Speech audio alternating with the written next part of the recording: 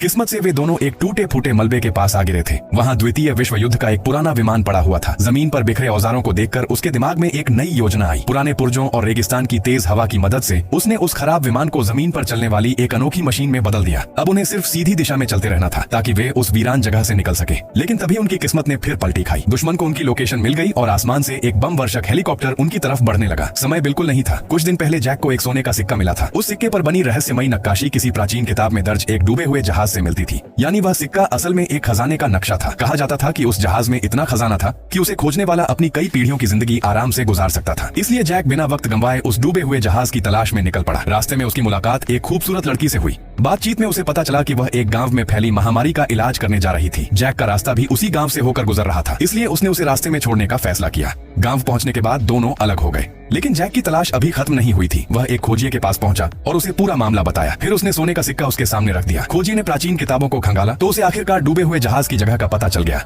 जहाज इसी इलाके के पास था। अब जैक को अपनी मंजिल मिल चुकी थी, इसलिए वह तुरंत उसी दिशा में निकल पड़ा। लेकिन उसे बिल्कुल पता नहीं था कि दूसरी तरफ कोई और भी उसके पीछे पड़ा हुआ था। विक्टर लाखों रुपए लेकर इलाके के एक बड़े गैंगस्टर के पास पहुंच चुका था। वह उन सभी लोगों को मरवाना चाहता था जिन्हें उसकी फैक्ट्री का राज पता था। दरअसल उसकी फैक्ट्री से निकलने वाला जहरीला कचरा सीधे नदी में बह रहा था। इसी प्रदूषण की वजह से आसपास के गांवों में महामारी फैल चुकी थी। अगर यह राज बाहर आ जाता तो उसकी पूरी फैक्ट्री और उसका साम्राज्य खत्म हो सकता था। इसलिए उसने गैंगस्टरों को उन सभी लोगों को खत्म करने का आदेश दे दिया था जो यह सच जानते थे। कुछ ही देर बाद गैंगस्टर नाव में वहां पहुंच गए, लेकिन उन्हें पता ही नहीं था कि वह लड़की पहले ही नाव से उतर चुकी थी। इसलिए उन्होंने जैक और उसके साथियों पर हमला कर दिया। लेकिन तभी एक गोली सीधे इंजन में जा लगी। नाव से धुआं निकलने लगा। अब उनके पास ज्यादा वक्त नहीं था और धमाका होने से ठीक पहले सभी लोग नदी में कूद गए। इसके बाद जैक और उसके साथी ऊंटों पर सवार होकर आगे निकल गए। लेकिन दूसरी तरफ उस लड़की को भी नदी के पानी में कुछ गड़बड़ नजर आ चुकी थी। जब वह इसकी सच्चाई पता करने के लिए नीचे उतरी तो उसकी मुलाकात दोबारा जैक से हो गई। दोनों ने गांव वालों से पूछताछ की। तब पता चला कि नदी के ऊपरी हिस्से में एक बड़ी फैक्ट्री मौजूद है और जैक जिस डूबे हुए जहाज को खोज रहा था वह भी उसी दिशा में था।